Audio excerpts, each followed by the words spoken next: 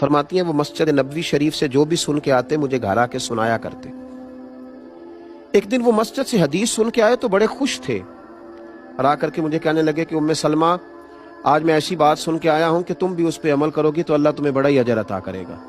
میں نے کہا سنائیے، تو کہنے لگے آج قریب محبوب علیہ السلام نے کہا ہے کہ جس پر کوئی مشکل آئے اسے کہنا چاہیے انا للہ و انا الیہ راجعون، تو اللہ تعالیٰ نے جو چیز اس سے لی ہوگی اللہ اس سے بہتر اسے عطا کر دے گا، اللہ کسی نہ کسی انداز میں اسے اس کا نعم البدل دے دے گا، تو یہ پڑھنا چاہیے۔ جناب ام سلمہ کہتی ہیں میں نے وظیفہ بنا لیا، لیکن یقین کامل کے ساتھ بنایا، میرا ضمیر اس بات پر مطمئن ہو گیا کہ واقعی اللہ نے جو لیا ہوگا اللہ اس سے بڑھ کر مجھے عطا کرے گا۔ آپ فرماتی ہیں وہ شوق، وہ ذوق، اس دلچسپی سے میں پڑھتی اور میں نے اس کا ایک بار نہیں 20 بار تجربہ کیا کہ میں جب بھی اس کو پڑھتی تو میرا جتنا نقصان ہوا ہوتا اس سے بہتر چیز اللہ مجھے عطا کر دیتا۔ فرماتی ہیں مجھ پر ایک ایسی مصیبت آئی جو میں کبھی سوچ نہ سکتی تھی،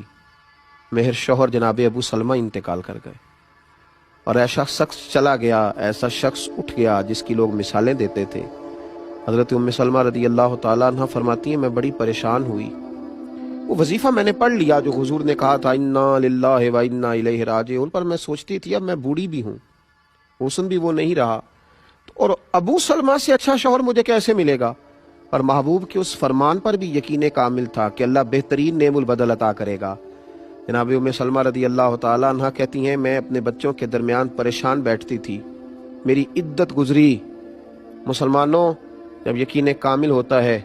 تو پھر جناب ام سلمہ کہتی ہیں اللہ تمہیں ایسا نوازتا ہے تم نے کبھی سوچا بھی نہیں ہوتا۔ آپ فرماتی ہیں کہ میرے گھر میں اتنا بڑا اعزاز مجھے ملا کہ خود اللہ کے محبوب علیہ السلام تشریف لائے۔ میں سوچتی تھی ابو سلمہ سے اچھا شوہر کیسے ملے گا، تو نبی پاک علیہ السلام نے مجھے آ کر کے کہا کہ ام سلمہ میں تیرے ساتھ نکاح کرنا چاہتا ہوں۔ کہتی میں اس قدر خوش ہوئی کہ میرے آنسو بہہ گئے۔